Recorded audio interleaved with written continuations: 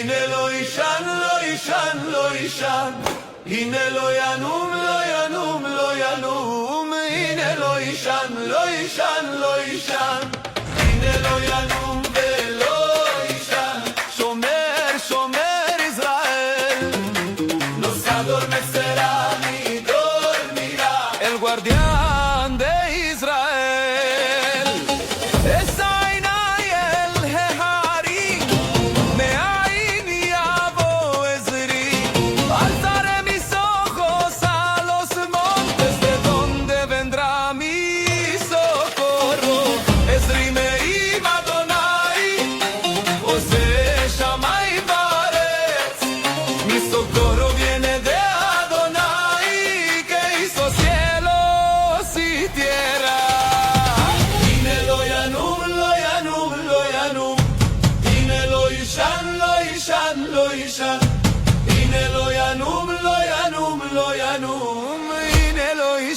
לא יישן, לא יישן, הנה לא ינום ולא יישן, שומר, שומר ישראל, no se adormecerá ni dormirá, el guardián de Israel.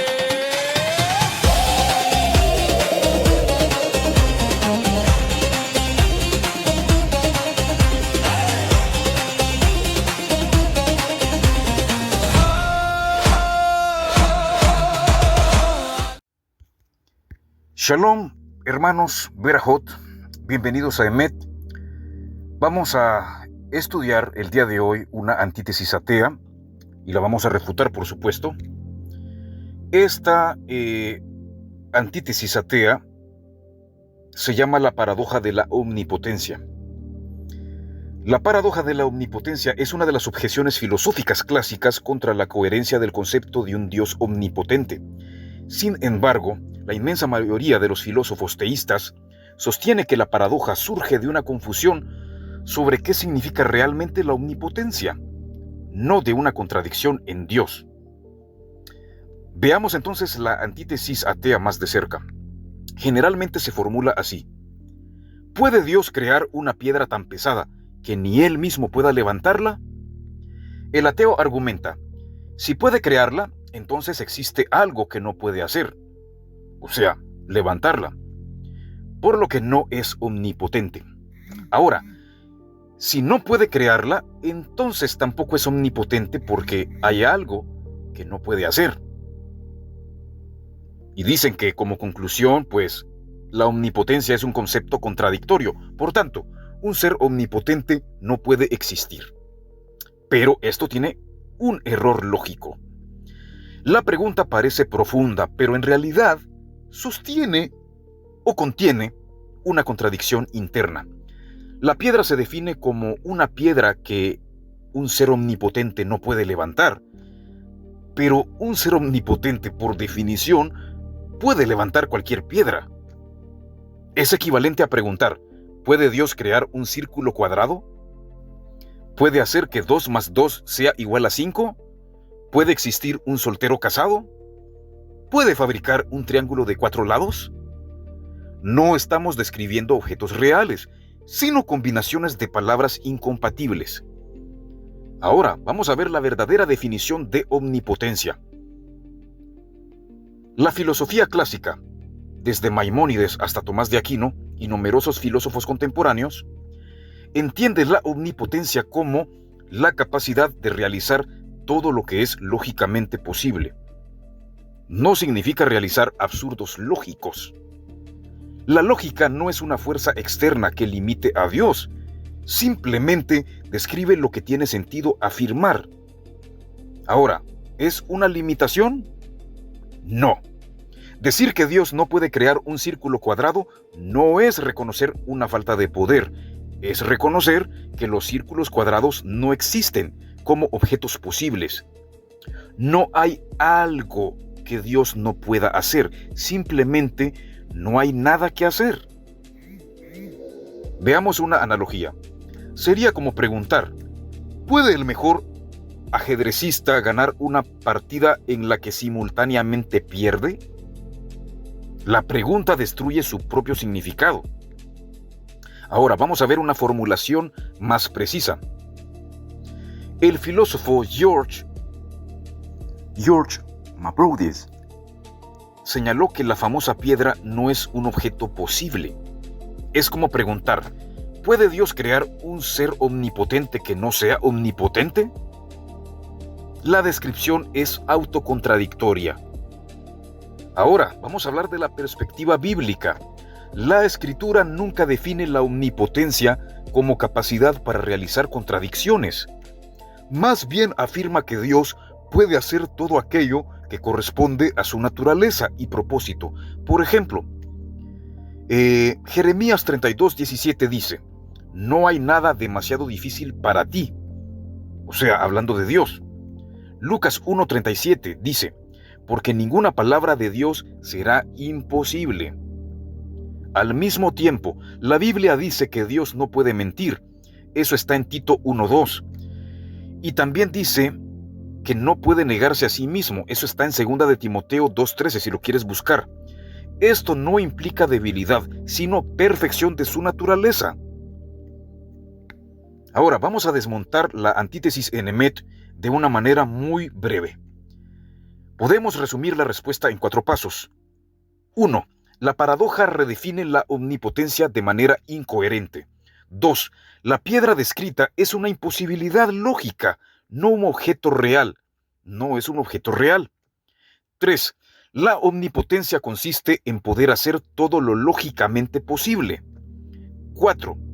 Por tanto, la paradoja no demuestra que Dios no exista, únicamente muestra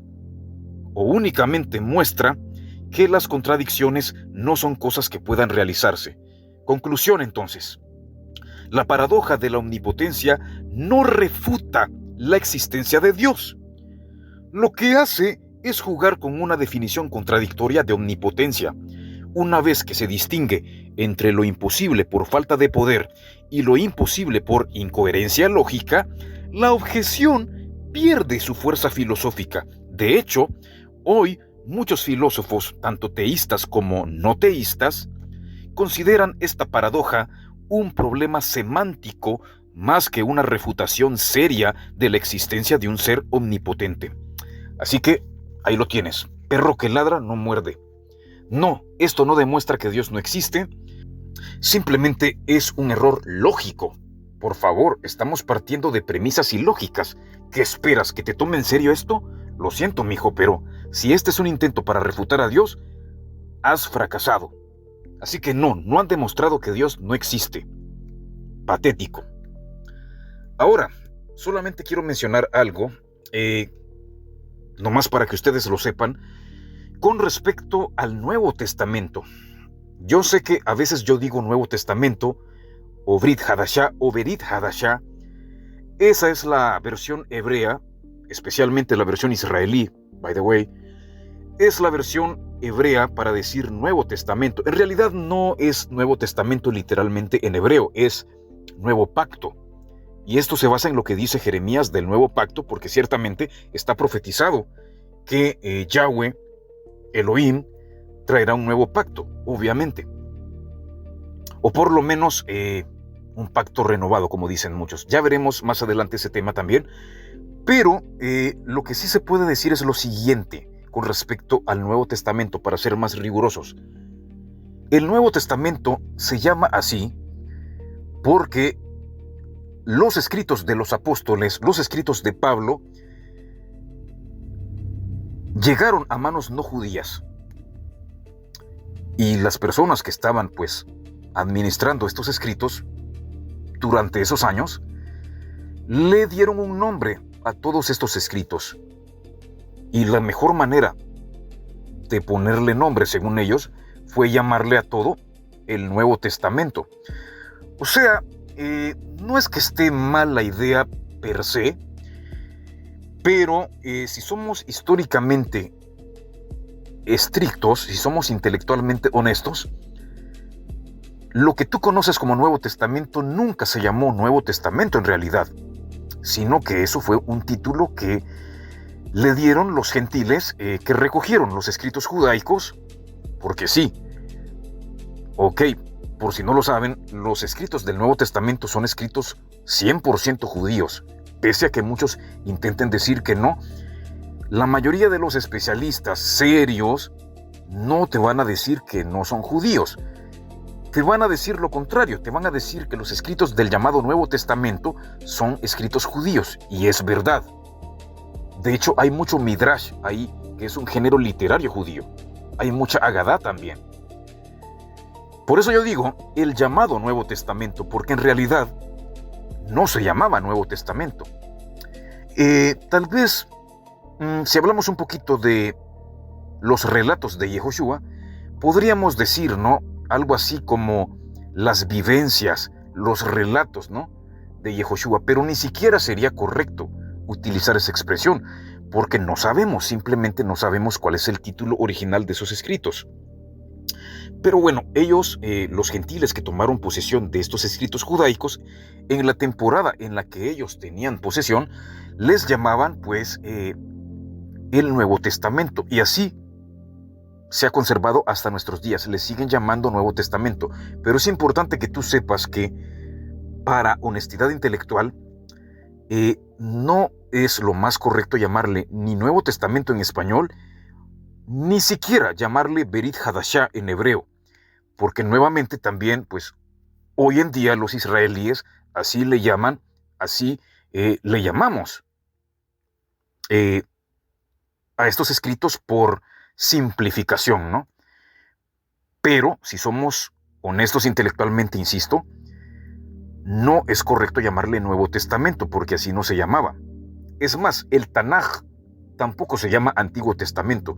A veces yo digo el Tanaj, mejor conocido como Antiguo Testamento, pero eso es nomás para que entiendas a lo que me estoy refiriendo, porque nuevamente así le dice la gente popularmente a estos escritos, a lo que es la Torá, digamos el Pentateuco, los profetas, los escritos, le han llamado pues el Antiguo Testamento, pero la verdad es que nunca se llamó el Antiguo Pacto ni el Antiguo Testamento, y tampoco los escritos de los apóstoles, los escritos de Pablo, las cartas paulinas, o sea, nada de eso se llamaba Nuevo Testamento ni Nuevo Pacto tampoco. Ese es el nombre que se le dio modernamente. Por lo menos es importante que lo sepas para que tengas rigor investigativo y que no te den vuelta, que no te engañen. Esa es la verdad de estos títulos. Es más, la Biblia hebrea no se llama Biblia. Debes saber eso. Es más, yo voy a ir más lejos. Nosotros los judíos, antiguamente mayormente llamados israelitas o hebreos, nunca tuvimos una Biblia tal y como la conocen ustedes. Lo que nosotros hemos tenido es una recopilación de distintos libros, pero que en diferentes épocas se ha venido organizando todo de una manera práctica, prácticamente arbitraria en algunos momentos de la historia, pero nunca ha sido, digamos, una intención del pueblo judío. Debes saber eso. Nunca ha sido una intención, pues, recopilar un solo canon tampoco. Por eso, los que tratan de criticar los famosos libros deuterocanónicos o los libros apócrifos y decir que no son inspirados o que no sé qué, no sé cuánto, bueno, es respetable decir que, pues, no tienen el mismo nivel de autoridad que la Torá de Moshe. Eso sí, lo podemos sostener, pero no podemos sostener que sean libros inválidos o que el libro de Enoc es un libro de locos. No, nada que ver. Es que no había un canon. El concepto de canon es más tardío. Se desarrolló en el judaísmo rabínico, que obedece más a tradiciones que a la propia Biblia, y también es herencia histórica del cristianismo jafético occidental, que también desarrolló su propio canon. Canon significa unidad de medida, porque ellos estaban tratando de medir supuestamente hasta dónde llegaría lo que es de inspiración divina y lo que no es de inspiración divina. Pero si te vas a lo más antiguo, te vas a dar cuenta que nunca hubo bronca en Israel. O sea, siempre hemos sido libres con respecto a la literatura judaica. No estamos diciendo tampoco que cualquier cosa sea revelación divina, obvio que no, hay sus límites, pero también es cierto que no teníamos un canon. Es más, realmente no tenemos un canon oficial. Los libros que tú has visto que yo he puesto de literatura judaica es para complementar lo que la Torá de Moshe ya dice, y eso incluye el llamado Nuevo Testamento, que desde nuestra posición como movimiento nazareno, obviamente vamos a decir objetivamente que Yehoshua sí es el Mesías y es el que le da la interpretación correcta a esa Torá de Moisés. Pero, como dije anteriormente, nunca había un canon oficial, tampoco hay un canon oficial. Los que han dicho eso son los del judaísmo rabínico. Los que han dicho eso son los cristianos. Pero olvídate, no hay un canon oficial. Lo que se aconseja es, ok, lee la literatura judaica, discierne espiritualmente para ver si contradice la Torá o no. Si no la contradice, no tienes razón para decir que es un libro inválido, porque partamos de la premisa que no hay canon. No hay canon. Si el libro contradice lo que dice la Torá de Moisés, bueno, ahí sí, escúpelo. ¿Para qué te vas a arriesgar? Obvio que no te vas a estar poniendo a leer un libro que dice cosas en contra de la revelación divina. Ahí sí que no. Y aún así lo puedes leer, insisto, pero si tienes el discernimiento y no eres un principiante o neófito, ahí sí. O sea, siempre voy a insistir que aquí en Emet tú tienes libertad. Tienes libre albedrío, por favor. Dios te da siempre la oportunidad, así como a Adán y Eva se las dio, de que tú puedas pues tomar tus decisiones. Lo que sí vamos a hacer en Emet es darte las pautas y el consejo para que tú sepas qué va y qué no va de acuerdo a la Torá de Moisés. Eso sí, ojo, yo siempre hablo de la Torá de Moisés porque, contrario a lo que muchos creen, los nazarenos no somos anti-Torá, todo lo contrario, somos celosos, devotos de la Torá de Moshe.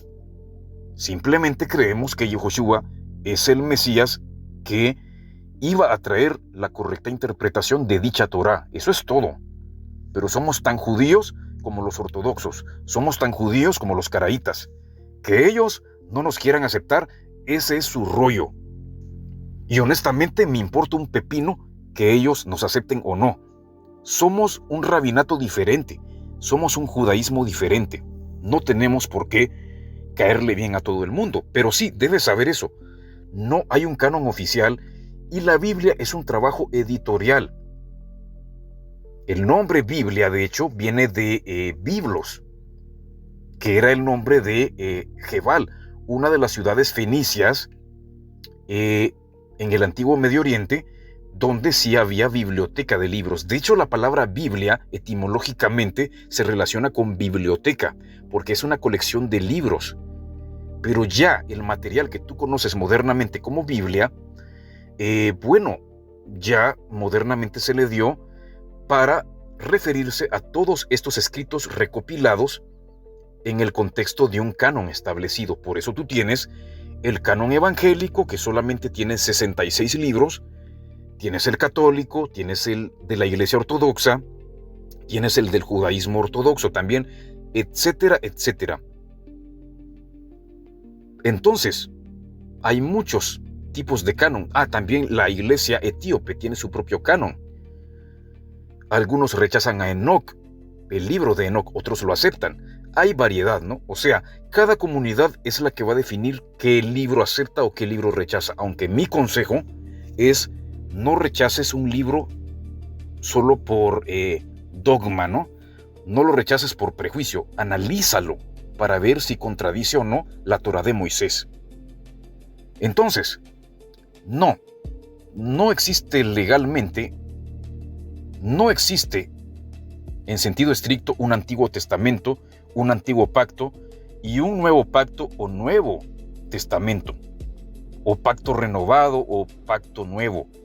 O sea, todos esos títulos se los dieron personas que no eran judías para, pues, denominar estas obras. Tampoco es que sea un sacrilegio, ¿no? Pero sí debes saber que no tenían estos nombres. Y la Biblia, como la conocemos, simplemente era la Torá de Moisés, los Neviim, los profetas, los escritos, los Ketuvim, y algunos círculos judaicos pues incluían, ¿no? Pues los libros deuterocanónicos como Sirásida, Tobit, entre otros.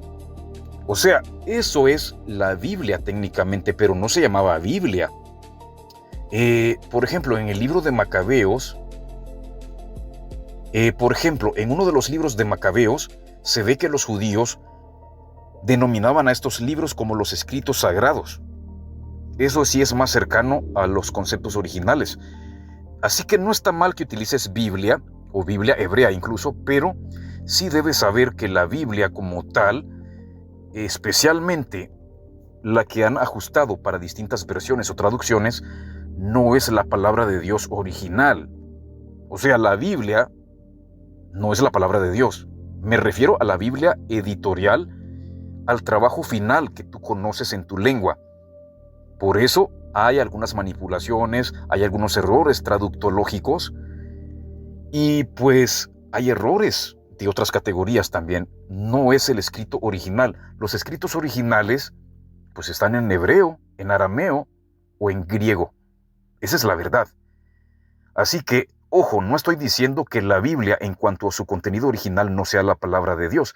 Lo que estoy diciendo es que el trabajo editorial moderno no es necesariamente lo que tú has conocido. Así que partamos de esta premisa. Ni siquiera los títulos modernos que tú ves son los títulos originales. Por eso yo simplemente le llamo a todo la Torá. Ojo, no dije la Torá de Moisés. Obviamente hay una Torá de Moisés específica, pero yo me refiero en sentido general a toda la enseñanza que nos da Dios, porque Torá significa enseñanza o instrucción. A veces ley también. Nos veremos en otra oportunidad si Hashem así lo quiere. Hasta pronto. Shalom y Berajot.